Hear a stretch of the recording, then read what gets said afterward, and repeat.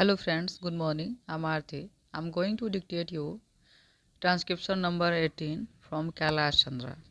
Please like the video, subscribe the channel and press the bell icon. 5 seconds. Start. Mr.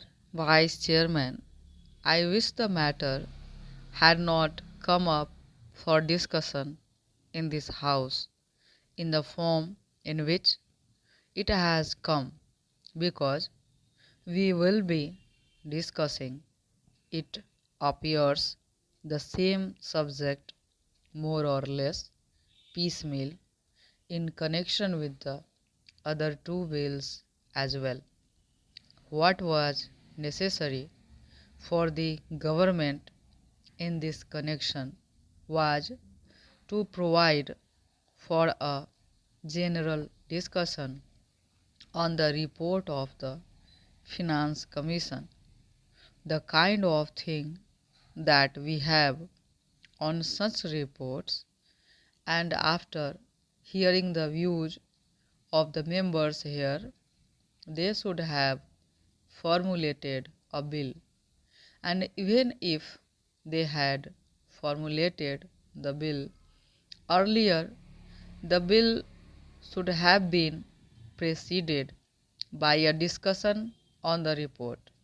It would then have given us an opportunity of dealing with this rather important subject in our public finance and indeed in our national life. But now we are asked to treat this matter piecemeal and deal with the bill as it comes separately. I say, sir, this would not seem very fair.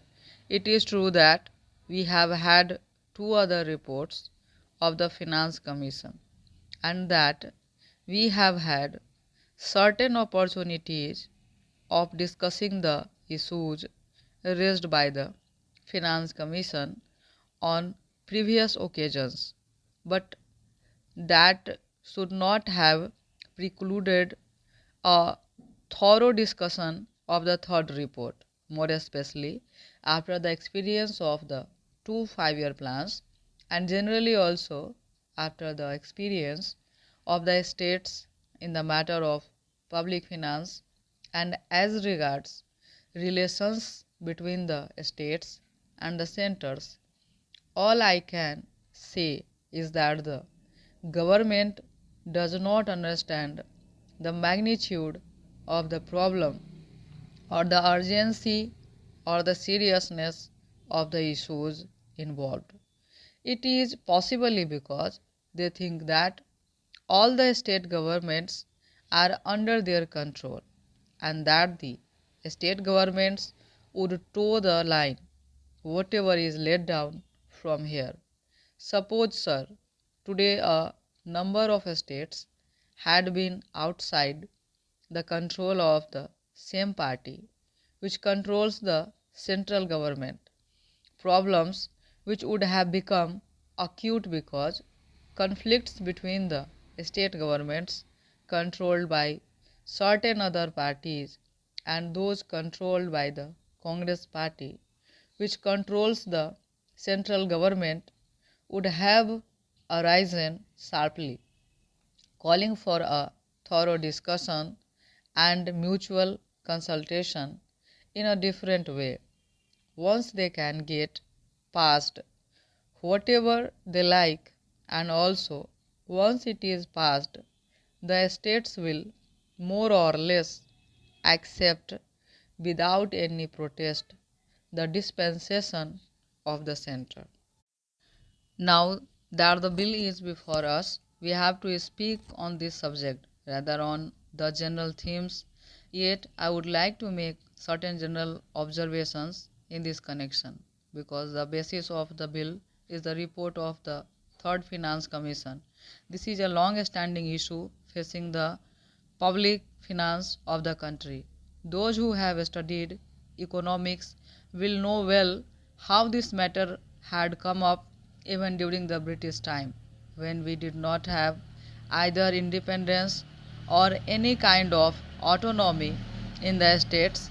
Even in that setup, even at the same time, the state governments functioning under the British felt that something should be done with regard to adjustment of finances, especially in regard to the relations between the center and the states. There had been a long standing controversy as to how the taxes, especially the income tax, should be divided between the center and the states. I do not deny the existence of the controversy, and this controversy is not easy to resolve. I entirely agree, but I should have thought that the Third Finance Commission should be tried to face the problems before it, not more or less in a routine manner, but in the context of the new things, not only as they are today, but as they are going to shape in this coming future. We have got what is called a quasi-federal constitution. I do not say federal constitution, although the spirit is there, but a quasi-federal constitution, because many of the powers that should remain with the states are now in the hands of the central government. Therefore, in that way, it is more unitary in character than federal. At the same time, structurally speaking, we have got the state assemblies, legislatures, state budgets, and so on. They function more or less in the same way, but if you go a little deeper into the affairs, it would immediately lead you to think that the states do not have any substantial real power, especially in the matter of finance. Perhaps at the time when the Constitution was framed, this aspect did not figure very much in the minds of the makers of the Constitution.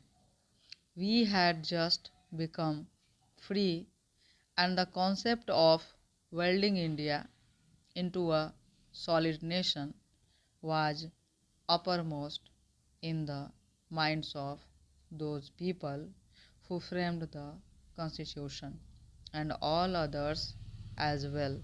In that background, it was quite understandable that it should be the dominant thought as to how to put the different segments of our country into a whole, namely the Indian Union. Stop.